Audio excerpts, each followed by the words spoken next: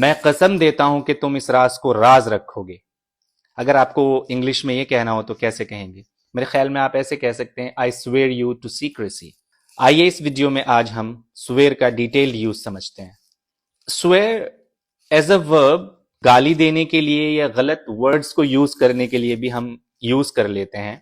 For example میں کہہ سکتا ہوں however bad he may be, he doesn't swear in front of children.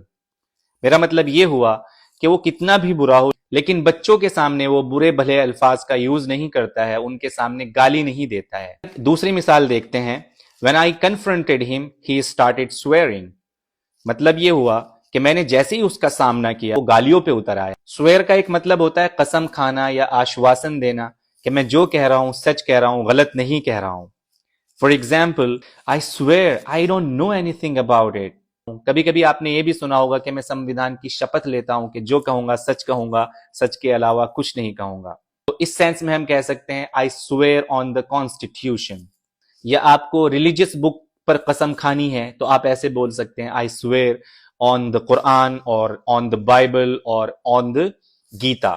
یہاں پر یہ بات یاد رکھنے کی یہ ہے کہ ہم the کا یوز ضرور کرتے ہیں. اور میں نے ایک آپ کو شروع میں ہی بتایا تھا کہ I swear you to secrecy, کہ جب آپ کسی کو قسم دے رہے ہو راز کو راز رکھنے کی تو آپ swear کے بعد اس شخص کا یوز کرتے ہیں، پھر وہاں پر to لگا کر جس چیز کی قسم دے رہے ہیں اس چیز کا یوز کرتے ہیں. فار ایگزامپل آپ اس کو اس طرح سے بھی یوز کر سکتے ہیں I knew all about it but I was sworn to secrecy. ایک ایڈیومیٹک بھی یوز ہے swear کا. جب ہم swear کے ساتھ blind word کا یوز کرتے ہیں تو ہم کہتے ہیں I swear blind, I don't know a thing about it. blind مطلب اندھا، رائٹ؟ تو وہیں سے کچھ نہ کچھ سینس نکلتا ہے. اس کا اردو یا ہندی میں ایگزیکٹ ٹرانسلیشن نہیں ہو سکتا ہے. swear کا ایک اور یوز ہے، آپ نے دیکھا ہوگا آپ کے گھر میں بہت سارے ایسے لوگ ہوتے ہیں جو ہمیشہ کسی چیز کا گنگان کرتے رہتے ہیں. فار ایگزامپل وہ ہمیشہ کہیں گے بھائی گرین ٹی پی لو، اس سے بہترین کچھ نہیں ہوتا. He swears by green tea for weight loss.